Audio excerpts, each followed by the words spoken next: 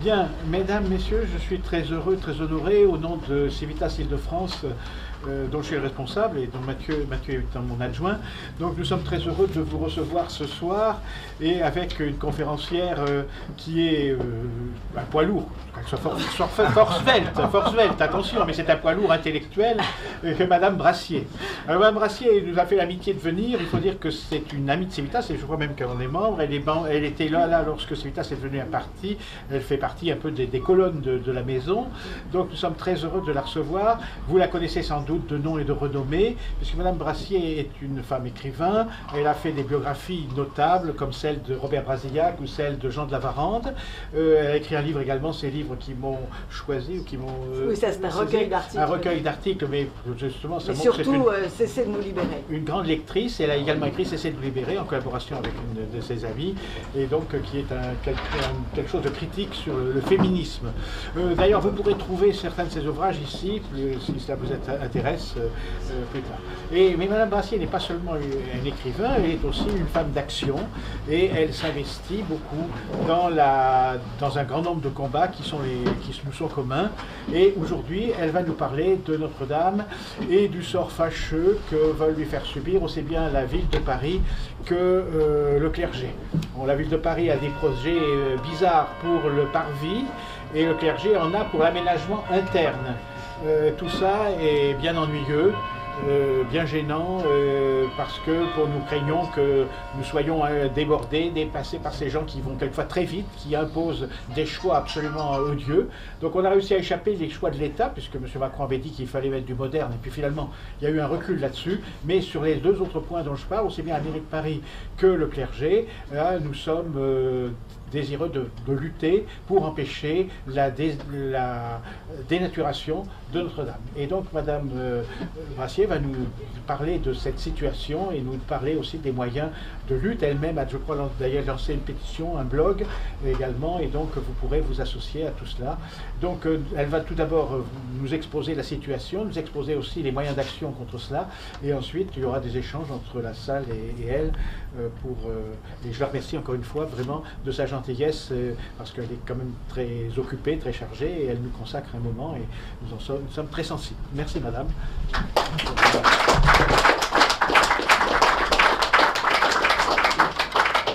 Merci monsieur. Un combat ne se fait jamais seul, donc c'est très important qu'on rencontre des amis. Et j'ai envie d'ajouter à cette petite présentation que si certains d'entre vous aiment les émissions littéraires et qui sont consacrées au patrimoine, j'ai une émission sur TV Liberté tous les mercredis, et vous tapez donc sur YouTube TV Liberté, Perles de culture, et vous avez ces émissions qui vous donneront un autre son de cloche qu'évidemment les autres postes. Alors, nous sommes tous ici parce que l'incendie de Notre-Dame, un lundi saint, nous a traumatisés, a été la conséquence d'un traumatisme mondial et qui provoqua un certain éveil chez beaucoup d'hommes et de femmes pour lesquels le sacré n'était pas primordial. Et ça, c'est une grande chance. Il faut toujours essayer de voir le bon côté des choses. Finalement, Notre-Dame a révélé par cet incendie la place qu'elle tenait dans le monde.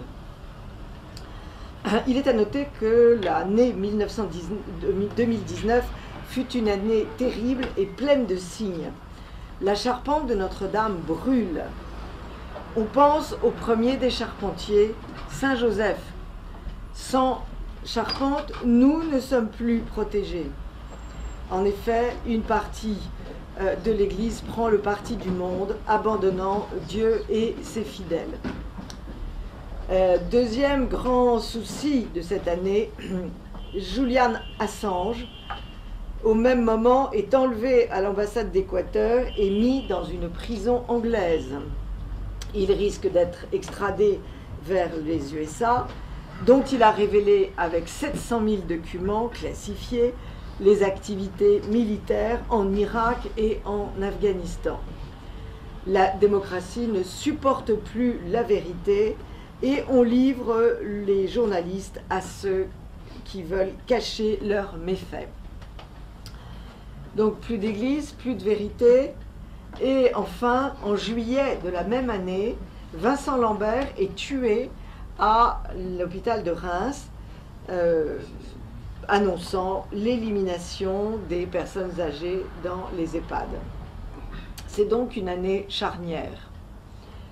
Nous vivons dorénavant au milieu des décombres.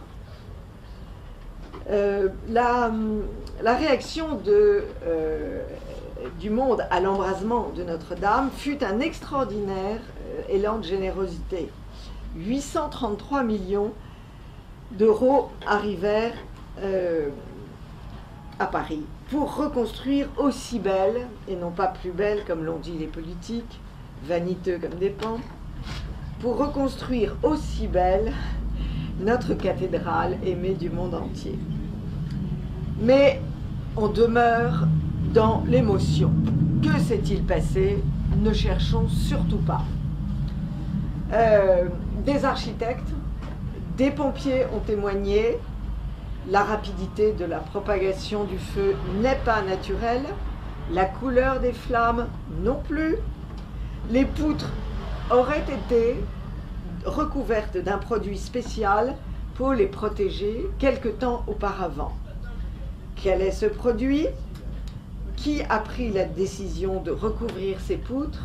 Et ce produit était hautement inflammable. Quelles analyses chimiques des restes calcinés ont été faites? Nulle, aucune. Le flou absolu recouvre toutes ces questions. Circuler, il n'y a rien à voir. On distrait la population avec des projets fumeux sur le toit. On discute, vous vous souvenez, on devait faire des bars, des lieux d'accueil du public, une piscine sur le haut de la cathédrale. On discute de la nécessité ou non de reconstruire la flèche, et pendant ce temps se réalisent en catimini des acquisitions, ventes ou bails de l'esplanade. L'Hôtel-Dieu, hôpital fondé en 651 par Saint Landry, je l'ignorais totalement. Saint Landry est le 28e évêque de Paris, sous le règne de Clovis II, qui était le fils de Dagobert. Cet Hôtel-Dieu était essentiel à la vie des Parisiens. Eh bien, il est amputé des 3/4 de sa surface. Pourquoi? Pour le petit et le grand commerce. Des projets énormes se portent sur les bords de Seine, des projets fantastiquement modernes. Et Madame Hidalgo, comme tous les maires de France, s'approprie le parvis. Et enfin, en septembre 2021, sort du chapeau d'un inconnu, le père Gilles Drouin, un projet de transformation de la cathédrale elle-même et de ses chapelles latérales, projet qui n'a rien d'une restauration, mais tout d'une révolution. Projet qui provoque moult réactions, celle d'académiciens et de journalistes dans le Figaro, celle de Didier Rickner, qui est un petit bonhomme très amusant, extrêmement instruit, passionné par Paris et son patrimoine, qui se balade systématiquement tous les jours et qui repère tout ce qui n'a pas été réparé, tout ce qui doit être réparé et tout ce qui a été abîmé par des urbanistes qui sont aussi doués pour l'esthétique que moi pour le macramé. Il y a eu des pétitions. Il y a eu, lisez la Tribune de l'Art, vous en serez heureux, et la réaction de Rickner était vraiment excellente. C'était son dernier livre. Il y a son dernier livre, bien sûr, les pétitions d'avenir de la culture, la nôtre, dont je vais vous parler et que je vais vous distribuer, et nous allons voir comment on en est arrivé là. Nous verrons les causes lointaines Et les causes proches, c'était ainsi que nous enseignait mon professeur d'histoire en terminale. Et j'en ai gardé l'habitude parce que je trouve que c'est la meilleure façon d'aborder un problème, c'est de voir ses causes lointaines et ses causes proches. Et d'abord, nous allons voir pourquoi Bignon et Brassier ont fait cette pétition pour protéger Notre-Dame. Eh bien, elles ont commencé en 2008 à être opposées à l'intrusion d'objets non identifiés, dits art contemporain, dans les salles royales du château de Versailles. J'habite Versailles et quand j'ai vu arriver Jeff Koons d'abord et Murakami, je me suis dit qu'il y avait quelque chose de pas normal. Le château donc a dû subir les assauts de Jeff Koons, Xavier Veillant, Murakami, Vasconcelos et dans le parc, Bernard Venet, c'était un type qui avait fait des arcs en acier, et Anish Kapoor qui a eu cette idée absolument étonnante d'imaginer un vagin de la reine, d'une grande distinction, d'une grande élégance. Le premier à avoir dégainé contre Koons, c'est un ami de Serge de Beketch. Beaucoup d'entre vous sont très jeunes, donc ce nom concerne les plus âgés. C'était un grand personnage qui a fondé Radio Courtoisie il y a 35 ans, et qui n'est plus aujourd'hui. Et cet ami de Serge de Beketch s'appelait Arnaud Upinski. En fait, il ne s'appelle pas du tout Upinski, mais il avait pris ce nom-là pour tromper le monde. Pourquoi sommes-nous montés au créneau? Et pardonnez-moi ce vocabulaire militaire, mais nous faisons partie de ces Français qui considèrent qu'on ne laisse pas attaquer ce qui nous est cher sans riposter.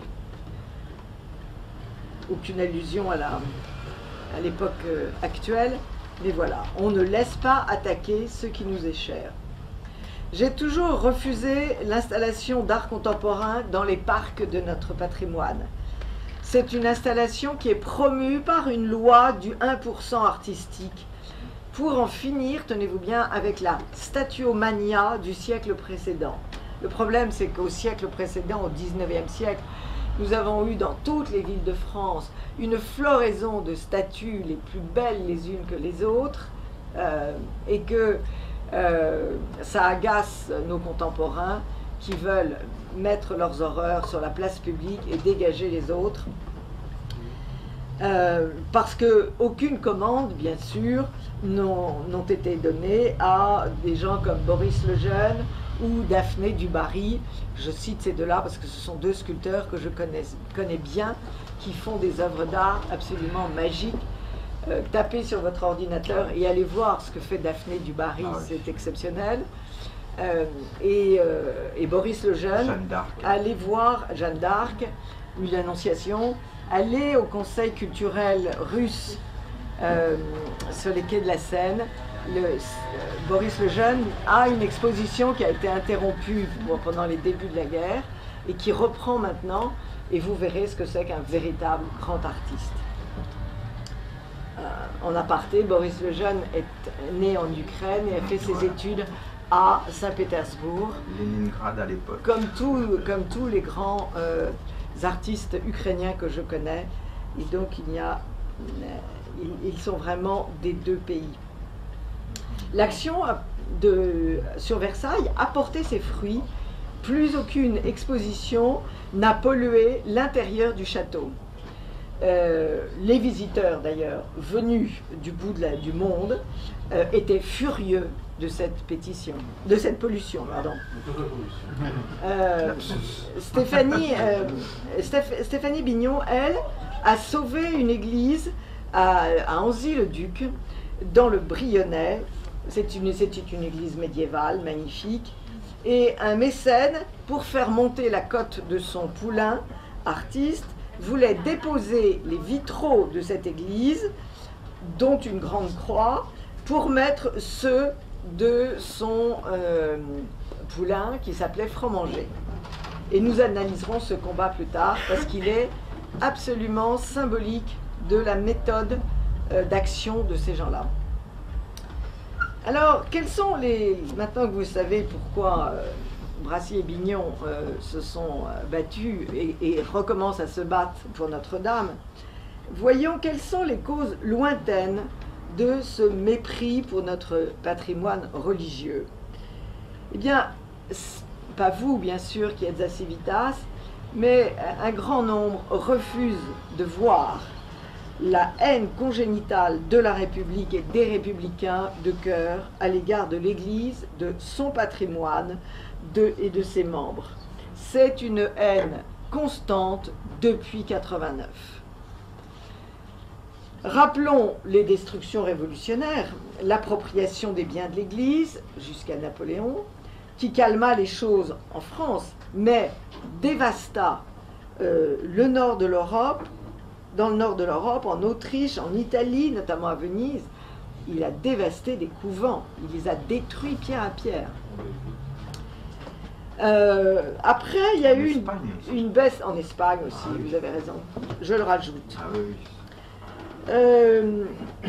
Après une baisse d'intensité, il y a eu une reprise d'un laïcisme forcené après 1870. Et ce laïcisme forcené a tout de même abouti à l'expulsion des congrégations enseignantes, la loi de séparation de l'Église et de l'État, et la stigmatisation, on dirait aujourd'hui discrimination, des catholiques dans l'armée, dans l'enseignement, dans la santé et dans les arts. Et nous vivons toujours sous ce schéma-là. Ça, il faut le dire et le répéter, parce qu'encore une fois, les braves gens dans la rue n'ont pas encore bien compris ça. Les deux guerres calment leurs ardeurs, ces braves laïcistes, tout simplement parce qu'on a besoin de catholiques pour faire la guerre, et tout recommence après la guerre, puisque la gauche communiste a gagné le pouvoir en 1945. Et l'appropriation des lieux religieux reprend de plus belle.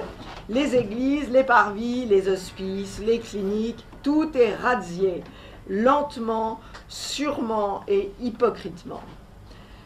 Leur méthode, c'est de prendre un arrêté de danger. On dit, oh là là, cette église est dangereuse, une pierre va tomber. On met une grande palissade tout autour de l'église, on ne s'en occupe plus pendant 20 ans, n'importe quel bâtiment dont on ne s'occupe plus va tomber en ruine, et au bout de 20 ans, on peut dire, oh bah, il est trop détruit maintenant, il est trop abîmé, il faut le détruire complètement. Et cela, ça se reproduit très souvent. Ça s'est reproduit à Saint-Jacques-d'Abbeville, près d'Amiens. Le maire, tout simplement, voulait disposer de l'espace qui était au centre de sa ville pour y construire un centre commercial. C'est quand même beaucoup mieux. Alors, il y a eu des petites réactions, mais pas beaucoup trop tard. Donc, l'église a bien été détruite. Et je peux vous dire que quand on voit, il y a sur YouTube la destruction de cette église, quand on voit les bulldozers casser la tour, on en pleure. C'est vraiment l'acte sacrilège par excellence. Faites cette expérience et vous en sortirez pas indemne. Autre exemple, on dit aux petites sœurs des pauvres, qui ont beaucoup d'établissements, elles accueillaient tous les vieux, hein, il n'y avait pas d'EHPAD avant, elles accueillaient tous les vieux et les malades. On leur dit, vous n'êtes plus aux normes. D'abord, on a inventé des normes. Hein? On invente des normes, les escaliers extérieurs, les salles de bain gigantesques. Pour des grabataires, c'est très important, une salle de bain grande. Il n'y va pas, mais c'est pas grave. Il faut une grande salle de bain. Enfin, des tas de chinoiseries de ce type. Les petites sœurs disent, nous n'avons pas assez d'argent, et donc elles sont obligées de vendre. Alors, non seulement elles vendent, mais, et c'est là où on voit bien, pardonnez-moi l'expression, la saloperie de ces gens-là, je m'explique, et je ne suis pas violente par hasard. j'ai été visiter une vieille cousine rue des Plantes, dans ce qui était jadis les Augustines. J'arrive dans le bâtiment, donc vous voyez, ce sont des couvents très grands, mais le couvent avait été abattu. Et il y avait eu une promotion immobilière, et il y avait une église sur ce terrain très vaste. Eh bien, ils ont construit un immeuble. Le terrain, encore une fois, était très vaste. Il y avait de la place pour l'église et pour l'immeuble. Eh bien, ils ont construit l'église, ils ont construit le bâtiment collé à la porte d'entrée principale de l'église. On ne pouvait plus rentrer dans l'église que par la porte latérale. J'ai été absolument sidérée parce que j'ai immédiatement compris ce qui s'était passé. Et ce qui est très étonnant, c'est qu'il y a un ouvrier portugais qui a vu que j'étais choquée, et comme il était portugais, il est probablement catholique, il sait que bloquer la porte d'une église, ça ne se fait pas. Et il m'a dit, ben oui madame, c'est comme ça. Complètement désabusé. Mais regardez bien, ce sont des gestes, moi je les vois parce que j'ai pris l'habitude de les voir, mais c'est comme ça, non-stop, non-stop, non-stop. Bien sûr, vous connaissez l'exemple des statues religieuses dégagées de nos places publiques. Vous savez ce qui se passe au Sable d'Olonne. Il y a 2 membres de la pensée libre. 2 membres. Libre pensée. Libre pensée, oui. Elle n'est pas libre. Mais c'est pas une pensée et ils sont pas libres. Donc si vous voulez, c'est pour ça que je ne retiens pas leur appellation. Ils attaquent en justice donc la mairie des Sables d'Olonne pour une statue de Saint-Michel. Il y a eu un référendum. 90% de la population veut garder cette statue, mais il y a eu une décision de justice, donc le maire fait appel, on en est là. Mais il y en a des histoires comme ça, il y en a sans arrêt maintenant. Il y a une autre statue à l'île de Ré, la Sainte Vierge cette fois. Il y a peu, c'était la statue de Saint Jean-Paul II en Bretagne, Saint Jean-Paul II portant une croix. Alors ça, c'était pas bien du tout. C'était pas bien, donc il fallait que cette statue soit sur un terrain privé. Alors il y a une autre méthode, ça vient de sortir, c'est saupoudrer d'une lumière bleu, blanc, rouge, républicaine, la Vierge, comme à Ligny-en-Brionnais. Si on veut éclairer la Vierge, on l'éclaire avec une lumière blanche. Mais lui foutre une lumière bleu, blanc, rouge, là je trouve que c'est d'un humour douteux. Du mariage. Douteux. Oui, c'est ça, elle transforme en mariage. Bien sûr, vous connaissez l'expulsion, la loi de l'expulsion des crèches, toujours du domaine public. Beaucoup de chapelles en ruine sont achetées et détournées de leurs fonctions, avec des sacrilèges notables. J'ai récemment visité une chapelle à Tournus, qui a été très bien rénovée, et le propriétaire, qui est le propriétaire d'un hôtel, a installé un limonaire à la place de l'hôtel. Un limonaire, c'est un grand meuble, et c'est en fait un orgue de fête foraine. Il y a 3 personnages devant, des automates, qui tapent dans des cymbales, l'un fait semblant de jouer un instrument. Enfin, rien à voir avec la Sainte Vierge et le Christ. Je trouve que c'est de l'ordre du sacrilège. Il l'aurait mis sur le côté, ça ne faisait pas la peine, le même effet. Mais installer un limonaire à la place de l'autel, c'est encore une fois un sacrilège. Bon, parmi les causes lointaines, évidemment, je n'insisterai pas sur la triste cause de la désaffection de nos églises par manque de foi et manque de catéchisme. Les plus jeunes d'entre vous l'ont pas connu, mais il y avait un catéchisme qui s'appelait Pierre Vivante. Eh bien, en fait, ce catéchisme a fait mourir beaucoup de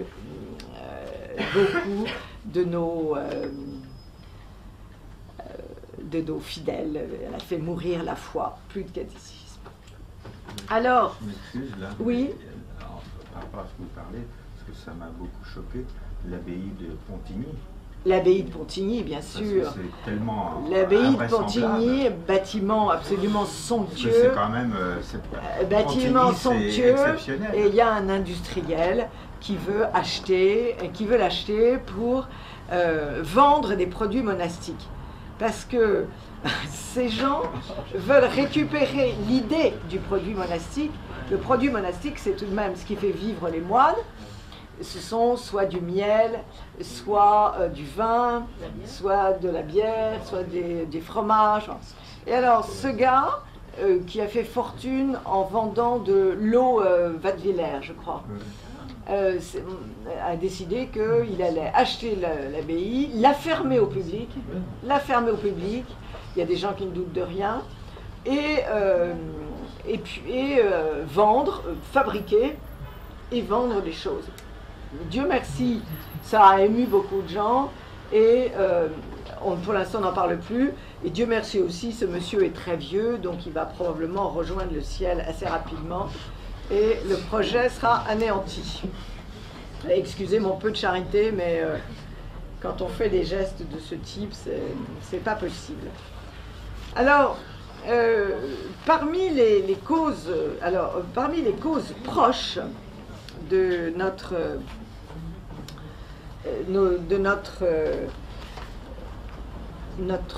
problème, de cette désaffection et de ce manque d'intérêt de notre pays pour notre patrimoine religieux, eh bien, c'est les causes proches. L'ennemi est fort, mais nous sommes faibles. Et c'est là le drame. On est faible devant la voracité des mécènes. On est faible et sans réaction. On est faible devant la vanité des commissaires d'art sacré. Je vais vous en parler. On est faible face à l'inculture et à l'idéologie de certains personnels et de l'Église et de la République. On est en pleine idéologie. Alors, on est faible devant la voracité des mécènes. Alors, il faut vous dire ce que c'est qu'un mécène aujourd'hui. Il faut vous oublier le mécène Lorenzo de' Medici, nous sommes en Italie, des gens qui ont gagné beaucoup d'argent en travaillant dur, en vendant leurs soieries au bout du monde, et qui donnent gratuitement leur argent pour embellir l'Église. Aujourd'hui, un mécène, c'est quelqu'un qui utilise sa grande fortune pour détourner, pour diminuer ses impôts. C'est tout de même pas le même comportement. Et alors, non seulement il détourne les impôts, il diminue ses impôts, mais en plus, il va faire du fric parce qu'il vise sur un artiste et il veut faire monter sa cote pour acheter ses œuvres et les revendre. C'est ce que nous avons vu au château de Versailles. Pourquoi est-ce qu'il fallait que Kunz et Murakami soient au château de Versailles? Parce que cela faisait monter leur cote après. Alors, c'est intéressant tous ces petits trafics financiers, parce que c'est quand même le nerf de la guerre. Hein. C'est comme pour les crimes, il faut chercher l'argent. Mais c'est un crime. Donc, nous sommes faibles devant ces gens-là. Il faut absolument les contrer et bien révéler toutes ces accointances, parce que Ayagon était à Versailles, était en même temps, faisait partie d'un ensemble plus vaste, avec un grand mécène français. Donc il était des deux côtés. Il était à Versailles, mais il travaillait aussi chez un autre grand mécène. Alors, il faut bien montrer aussi la voracité des maires. Les maires, il faut bien le dire, certains maires bavent devant ces édifices qui sont somptueux, dont l'acoustique est très belle, et évidemment tout fait, c'est gratuit pour eux, hein. Donc ils ont envie d'y installer une salle multiculturelle, une salle polyvalente, tous ces noms très élégants. On a vu qu'il y avait des cours de gymnastique à l'église, il y a vraiment beaucoup de choses, pas du tout concernées par le sacré. Je vous ai parlé du maire de Saint-Jacques d'Abbeville. c'en est un exemple absolument effrayant.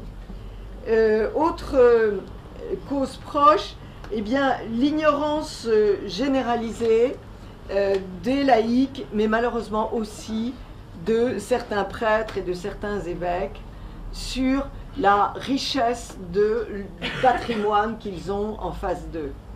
Ils ne comprennent plus, et ça, bien sûr, c'est le concile qui en est responsable. On a vu à la sortie du concile les églises être vidées des statues, mais en quantité, en quantité. Et du jour au lendemain, les brocanteurs et les antiquaires se sont retrouvés avec des calices, des ornements d'autel et des statues. Ce qui n'est pas tout à fait normal, parce que ces statues ont été données, oui. En fait, j'ai l'impression que nous, en fait, l'église de nos ancêtres, elle nous appartient plus, en fait. On n'est même plus la bienvenue dans l'église. Vous allez droit au cœur du sujet. C'est d'ailleurs ce qu'on va voir à Notre-Dame. Oui. Notre-Dame va être réorganisée pour la visite de 12 millions de touristes, mais les cathos du coin... c'est comme si maintenant, c'est nous les hérétiques, en fait. Absolument, mais vous avez raison. De toute façon, on est hérétique, on est attaché à ce sacré, donc c'est dans un monde complètement matérialiste, c'est évident qu'on n'est pas comme eux. C'est comme si on était les cathares, en fait. Absolument. Sauf qu'on se reproduit davantage que les cathares. Donc il y a plus d'espérance. J'adore cette pendule. C'est un carillon, effectivement. Là, Oui, c'est le carillon de Westminster. J'ai le même à la maison. C'est l'heure de la prière. Oui. Alors, cette ignorance est très généralisée. Ils ont perdu ce qu'on appelle le sens de la piété populaire. On venait prier devant une statue. Ils ont perdu le sens du pouvoir de ces tapisseries, de ces tableaux, devant lesquels se sont recueillis des millions de gens depuis des siècles. Je vais vous prendre un exemple excessif, mais c'est quand même un très bon exemple. Un jour, vous irez à Colmar, et dans un musée, il y a ce qu'on appelle le triptyque d'Isenheim. C'est un tableau en 3 parties, magnifique, de Grunewald. Eh bien, ce triptyque raconte, dans une de ses parties, comment les saints et le Christ soignaient les malades atteints de cette maladie de l'ergot de Seigle. Ce n'est pas rien. Le tableau a un pouvoir de salvateur. Il n'y a qu'à voir nos petites stèles. Vous savez, sous les statues, il y a des petites stèles très touchantes. Merci à la Sainte Vierge, elle a sauvé mon fils est revenu de la guerre, j'ai retrouvé la vue, merci, merci. On n'a pas le droit de toucher à ça, on n'a pas le droit.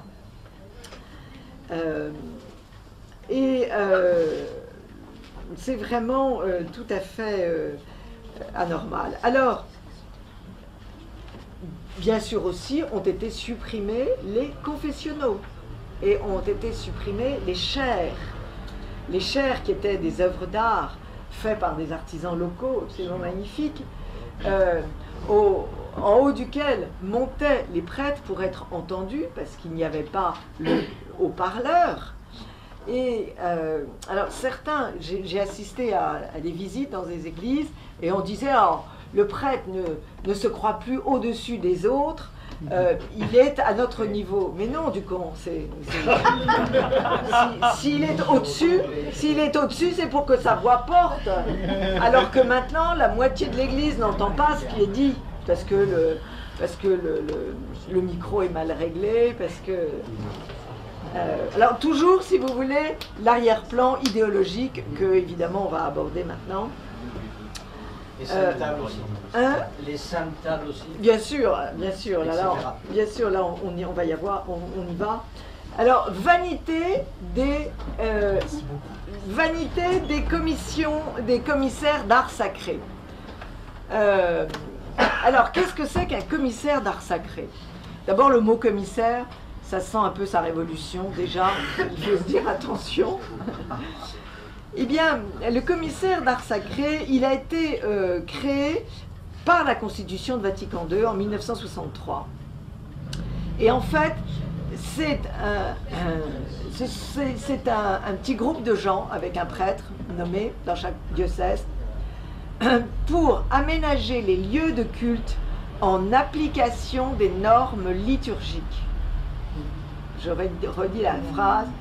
Aménager les lieux de culte en application des normes liturgiques. Les normes liturgiques ont changé, donc il faut aménager, c'est-à-dire virer les saintes tables du fond de l'église, virer tout ce qui est confessionnaux, tout ça n'a plus d'intérêt.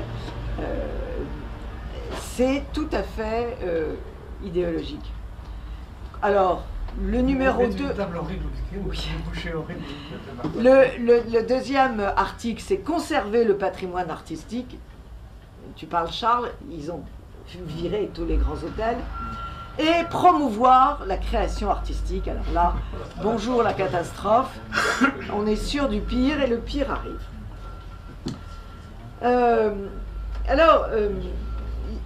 Ce commissaire d'art sacré, eh bien, ils sont là donc pour appliquer quoi? Pour appliquer Vatican II. Et c'est là où les choses s'aggravent. Ils veulent véritablement une révolution théologique entraînant des tas de changements dans l'Église. Le prêtre doit être face aux fidèles, on supprime le grégorien, quelquefois on met les fidèles tout autour de l'Église, on n'est plus dans la disposition ancienne, c'est-à-dire tourner vers l'Orient, le prêtre vers l'Orient, c'est-à-dire vers Dieu, et le public derrière, les fidèles derrière, suivant le prêtre.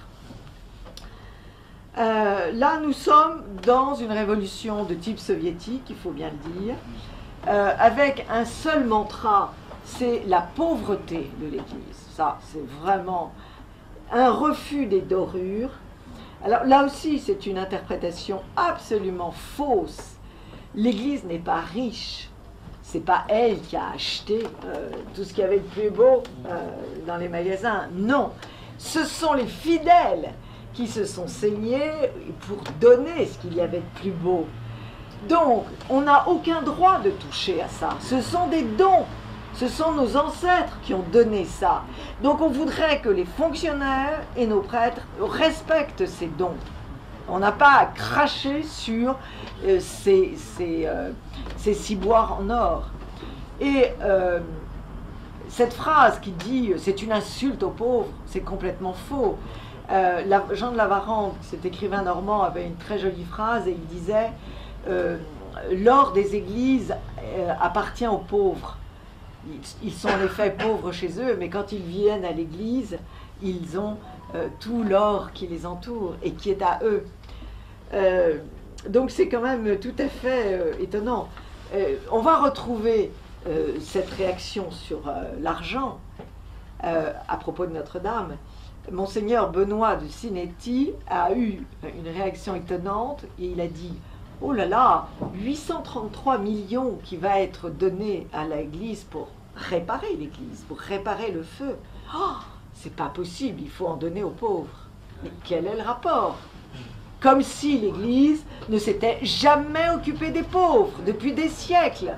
Le premier organisme à s'être occupé des pauvres, ce n'est pas la République, c'est l'Église. Donc on ne tient pas des raisonnements comme ça. Enfin voilà, il est là. Il est là, bien sûr, évidemment. Cette erreur radicale, qui est en fait une erreur idéologique, hein, il faut... alors, c'est une erreur idéologique très rouge, hein, très coco, il faut donner aux pauvres. En réalité, ils veulent tout simplement mettre la main sur le magot.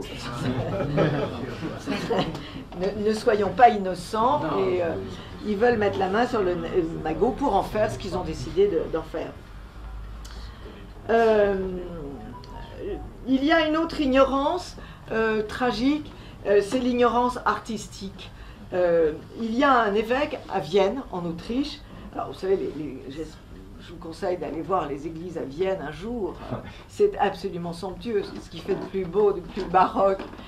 Eh bien, il y a un évêque à Vienne qui a mis la photo d'un peintre, d'un photographe qui lui a été présenté, un photographe homosexuel qui s'est photographié nu, crucifié, la tête en bas, enfin, crucifié pas tout à fait parce qu'il vit encore, comme Saint-Pierre, au-dessus de l'autel. Le brave évêque ne fait aucune différence entre l'art et le mauvais goût. Autre problème, les concerts dans les églises. Alors, quand il y a des concerts religieux, très bien, parfait. Mais le problème, c'est qu'il y a beaucoup de gens qui veulent rentrer dans les églises pour accomplir un acte de sacrilège. À Nantes et à Saint-Eustache, l'année dernière, il y a une organiste suédoise qui portait un t-shirt avec le portrait d'un gars condamné à 20 ans de prison tout de même pour avoir incendié 4 églises. Et c'était un concert satanique de hard rock. Eh bien, ce concert a tout de même été annulé grâce à des catholiques qui ont dit non, ça ne se fera pas. Il y a une autre, oui. Et ces gens-là qui tiennent absolument à organiser leurs concerts dans des lieux sacrés, parce que en fait, ils sont poussés par certaines envies Par des sadiques d'humiliation. Des pulsions sataniques, absolument. J'irai pas jusque-là, mais des pulsions sataniques, oui, ça c'est oui. évident. Mais c'est surtout pour nous humilier aussi. Absolument, vous avez raison. Oui, oui, vous avez raison. Et puis c'est, vous savez, la vieille loi, pousse-toi de là que je m'y mette. Il voit ces bâtiments qui sont souvent vides et il trouve que ça fait des salles de concert magiques, exactement comme les mécènes veulent s'y installer. Il y a un autre problème d'utilisation des églises, c'est l'utilisation de lieux d'exposition des artistes à Paris, et je crois que c'est partout en France, la loi sur les nuits blanches. Chaque grande église doit accueillir une fois l'an une exposition d'art contemporain. Et autant vous dire que c'est du contemporain. Je vais vous donner un exemple qui est quand même d'une grossièreté sans nom.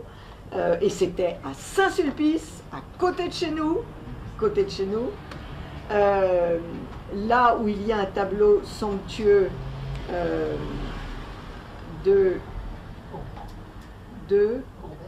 non. De la Croix, oui, je crois que c'est ça, absolument. Combat de l'ange. Le combat de l'ange, voilà. De la Croix. Eh bien, sous le combat de l'ange de la Croix, il y a un gars qui s'appelle Faust Cardinelli, qui a imaginé une machine à baptiser, on se dit chic, Mandopo, c'est une machine qui macule d'une résine représentant le sperme de Dieu des certificats de baptême. Là, nous sommes dans le mauvais goût total. Comment sont choisis les artistes? C'est bien la question. Et c'est un euphémisme. Comment sont choisis les artistes? Là est toute la question. Il y a des groupes d'art chrétien, d'artistes chrétiens, mais ce n'est pas cela que l'on vient chercher comme d'habitude. Voilà pour toutes ces causes lointaines et causes proches. Alors, le projet, venons-en maintenant au projet de Notre-Dame, qui est un projet qui est né dans la tête d'un curé qui a une 50aine d'années, qui est un type qui est arrivé assez tard à la prêtrise, qui était d'abord cadre chez Veolia pendant une grande partie de sa vie. Et et sa particularité, en fait, c'est d'être terriblement Vatican II et terriblement anti-tradi. Il a pondu cet été un article dans la Croix quand il y a eu ce document papal Traditionis Custodes. Il a pondu un article absolument odieux en disant enfin le pape sonne la fin de la récréation. Comme si nous autres, qui qui aimons le rite extraordinaire, nous étions en train de jouer comme des enfants dans une salle de récréation. Je trouve que le propos est absolument outrageant, insupportable, et que ce type mérite qu'on s'oppose à lui systématiquement. Il n'est pas dans son rôle. Nous sommes l'Église, comme disent les modernistes en Allemagne. Je reprends cette expression. Nous sommes l'Église, nous sommes dans l'Église, et il faut faire avec nous, point barre. Alors, il a pondu un projet qui est tout à fait effrayant, avec une modernisation totale de l'espace. D'abord, on dégage la moitié des chaises, parce qu'il veut qu'on puisse circuler. Donc, plus de chaises. Bien sûr, les agenouilloirs ont été supprimés depuis longtemps. Les prie-dieux ont été supprimés, évidemment, depuis longtemps. Et quand il y aura des cérémonies, on apportera sur roulette des bancs avec des petits lumignons. Et alors, où est-ce qu'on rangera ces bancs? Dans le projet, c'est en sous-sol. Et on fera monter les bancs. Enfin, on est dans un James Bond. Sur le pavé, il y aura un chemin lumineux, symbolique, pour conduire les fidèles. En réalité, il existe dans bien des cathédrales des chemins symboliques avec des... comment ça s'appelle? Au centre de Chartres, il y a un labyrinthe. Voilà, un labyrinthe. Tout ça est extrêmement connu, mais ils imaginent qu'ils ont inventé tout. Et alors il nous dit, ça sera un parcours catéchétique, et il ajoute, mais pas du catéchisme lourd.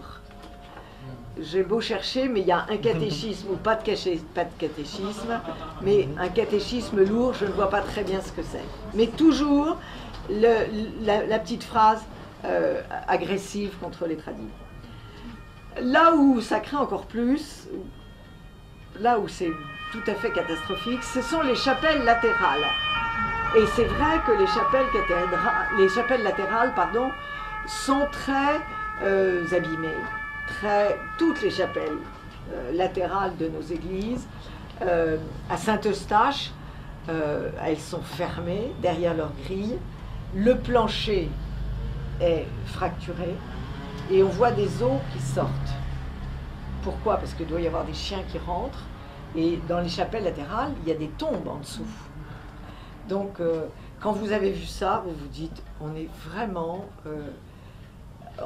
ils ont oublié de s'occuper de cette église ou de cette cathédrale. Donc, on supprime les confessionnaux qui sont dans ces chapelles latérales, et on dégage les autels de tous les candélabres qui datent de Viollet-le-Duc. On retire les statues et on remplace les vitraux de Viollet-le-Duc par des vitraux d'art contemporain. Alors, c'est ça qui a provoqué l'article d'un certain nombre de personnalités, parmi lesquelles Stéphane Bern. Alors, je veux bien qu'on veuille protéger Viollet-le-Duc, mais il n'y a pas que Viollet-le-Duc à protéger, il faut protéger tout ce qui était là avant. Et c'est tout de même dramatique. Alors, cerise sur le gâteau, on va garder certains tableaux anciens, mais on va les mettre en face à face avec des tableaux d'art contemporain, parce que de la confrontation naît la lumière. Alors ça, c'est l'idée débile du XXe siècle. On ne voit pas en quoi mettre un tableau ancien en face d'un tableau moderne peut apporter quelque chose. Si vous aimez un certain art contemporain, très bien, vous allez le regarder, mais mettre l'un à côté de l'autre est, à mon avis, aussi un sacrilège. Mais ça fait partie du verbiage des intellectuels qui veulent confronter. Nous allons confronter. mais il ne faut pas tomber dans leurs panneaux. On confronte rien du tout, on abîme le tableau ancien, et encore une fois, on n'a aucune raison de dégager les tableaux qui étaient dans cette cathédrale. Enfin, un thème sera attribué à chaque chapelle, parmi lesquelles l'Afrique et l'Asie, l'environnement. On attend une statue de Sainte Greta. Et si vous voulez, on reprend finalement les encycliques du pape sur l'environnement, puisque maintenant les prières de l'Église concernent principalement l'environnement. Il faut protéger notre petite planète. On va mettre la pâche avant. Comme si ce n'était pas Dieu qui s'occupait de notre planète et que les hommes n'y pouvaient rien. Puis c'est enfin, vouloir rappeler à des gens qui regardent la télévision tous les jours l'existence de l'Afrique et de l'Asie, c'est tout à fait ridicule. Et par ailleurs, dans une église dont les premiers missionnaires sont allés jusqu'en Chine, jusqu'aux Indes, c'est faire offense à tous ces saints qui sont morts au bout du monde, d'y aller avec sa petite propagande. C'est insupportable. Et puis, sont prévues des projections sur les murs de messages bibliques. Alors, des projections avec de la lumière. Alors, il y aura d'abord des messages bibliques, bien sûr. La projection de lumière, c'est quand même extrêmement moderne. On voit ça dans tous les musées, mais est-ce que c'est une esthétique qui convient à une cathédrale? Je ne le pense pas. Sont prévus... alors, pour commencer, ça sera des messages bibliques, mais très vite, on aura bien sûr des messages d'autres spiritualités du bout du monde, c'est évident. Œcuménisme oblige. Maintenant que je vous ai présenté tout ça, je peux vous présenter cette pétition. Oui. Quel est le nom de ce sinistre personnage? Ah oui, Gilles Drouin. Quelle est sa fonction? Gilles Drouin, il a été missionné par Monseigneur Aumônier pour préparer un projet. Et ce projet a déjà fait crisser quelques dents. Il semblerait que la DRAC, la direction des affaires culturelles, ne soit pas favorable à tout.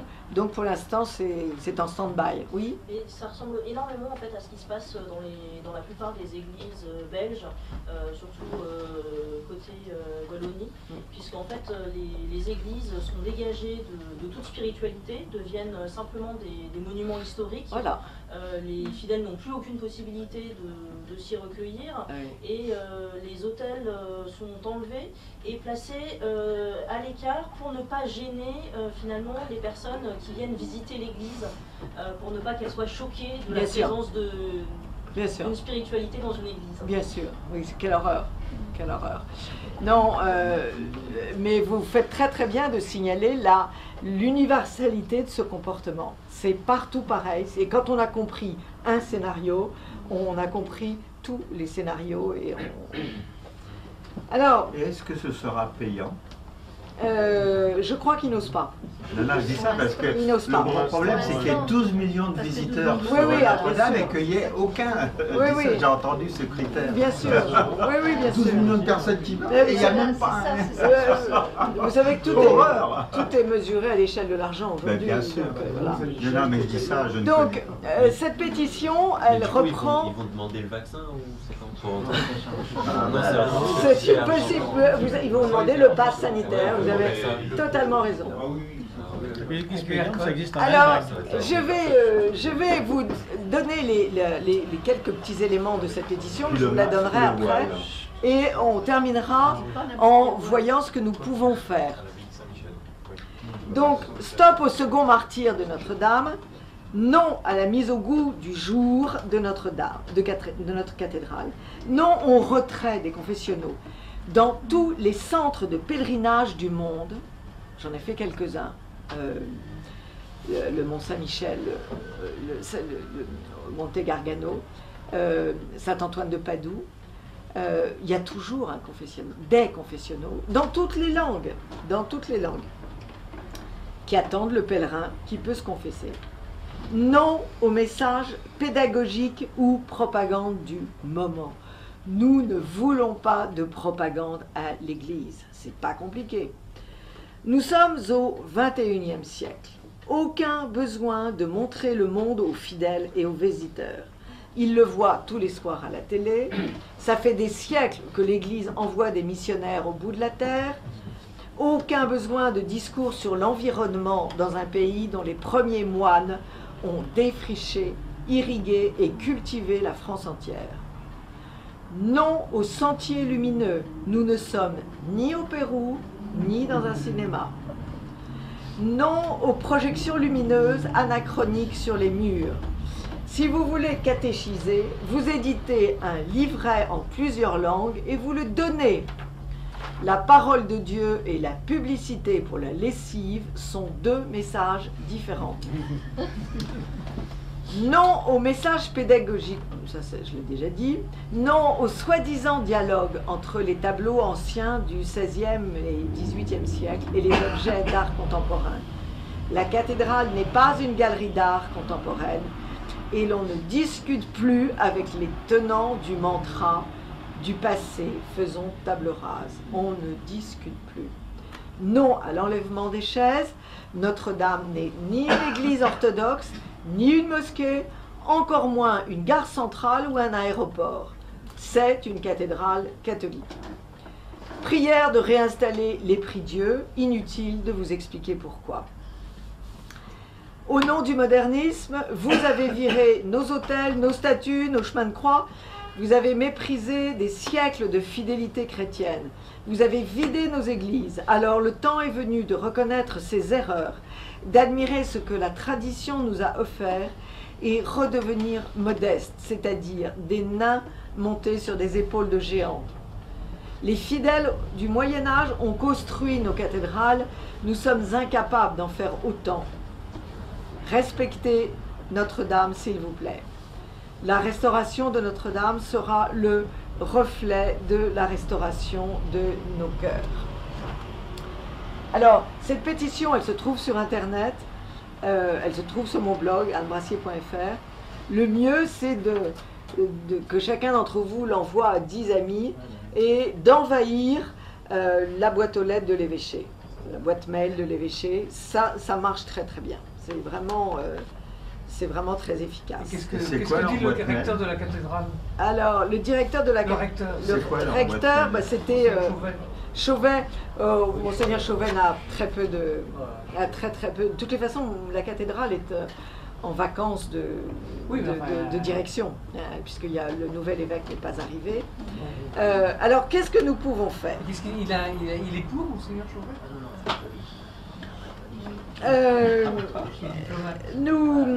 Qu'est-ce que nous pouvons faire? Eh bien, ce que nous pouvons faire, c'est alerter.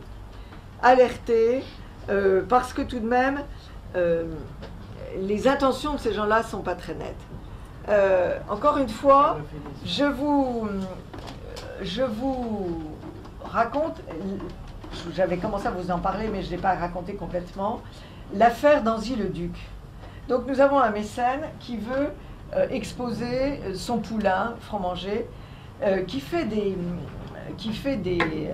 vitraux avec des petits personnages très très simples, hein, petite tête ronde, un petit bras, un deuxième petit bras, deux jambes, avec des ballons. Il joue au ballon, pas beaucoup de transcendance dans le dessin, voire même aucune. Et ce type, quand il rentre dans l'église, dit mes vitraux ne peuvent pas être à côté de la grande croix de l'église, qui était le vitrail central. Ça pose quand même problème. S'il ne veut pas de la grande croix, il faut qu'il aille exposer ailleurs. C'est pas plus difficile que ça. Mais là, c'est voilà. Alors le pire, c'est qu'il y a quand même eu un président de la commission d'art sacré, je ne vais pas le nommer par pure charité, on est en carême, et ce prêtre, quand il est rentré dans l'église, a dit « cette croix m'agresse ». Là, je crois qu'il a fait une erreur de casting dans sa vie, il faut qu'il change de job. Et finalement, finalement, Stéphanie Bignon a réussi à ameuter toute la population, à dire à la population qui avait payé la rénovation des vitraux, qui étaient des grisailles, vous savez, sans dessin, à dire, mais vous avez payé cette rénovation, il n'y a aucune raison que cette rénovation ne reste pas en place. Elle a prévenu l'évêque, et l'évêque l'a écouté. C'est l'évêque d'Autun, l'évêque l'a écouté, et tout ça a été arrêté. Mais ça ne s'est pas fait en un jour, hein. Il a fallu des réunions, il a fallu alerter, il a fallu envoyer des mails à ce commissaire d'art sacré et au curé du diocèse qui a tellement été envahi de mails qu'il en a fait une dépression. Mais bon. Alors, que devons-nous faire? Eh bien, il faut faire ce que vous faites ici, c'est-à-dire se documenter, prendre bien la mesure de toutes ces agressions. Et cette rénovation de Notre-Dame est une agression. Il faut être chacun l'informateur de quelqu'un d'autre en disant on ne touche pas à une cathédrale médiévale. Et il faut créer un mouvement d'opinion sur le terrain et exiger la présentation publique des projets intérieurs et extérieurs. Parce que pour le moment, ça se fait en catimini, hein, et on est placé devant le fait accompli. Eh bien non, c'est pas comme ça que ça doit se passer. Je vous donne la parole tout de suite. Trop d'horreurs ont été faites, donc il n'est pas question de continuer comme ça. Il faut, je crois, manifester notre opposition publiquement sur le parvis de Notre-Dame. Parce que le parvis de toutes nos cathédrales, l'État a décidé, les mairies ont décidé que c'était à eux, ce n'est pas à eux. Le parvis d'une cathédrale est la partie prenante d'une cathédrale. C'est tout simplement le lieu de réunion des pèlerins avant de rentrer dans la cathédrale ou en sortant. Donc la municipalité n'a strictement rien à faire dans... alors vous avez su aussi le gag de Madame Hidalgo qui avait promis des milliers d'euros et qui finalement en réclamait à l'organisation parce que pour utilisation du macadam parisien par les échafaudages. On est là devant le... Tout est matière à faire du fric, c'est quand même le signe de notre époque. Et puis elle a vu que ça faisait désordre et qu'elle était mal considérée, donc elle a renoncé. Mais j'attends de voir ce qu'elle va vraiment donner à la cathédrale. Est-ce qu'elle va inventer d'autres? Et oui, absolument. Donc il va falloir... Excusez-moi de vous interrompre. Oui. La statue de Notre-Dame qui a devant le parvis. Oui. Vous pensez que dans le futur, elle pourrait être enlevée? Je crois qu'elle va être ce qu'on appelle la Vierge du Pilier.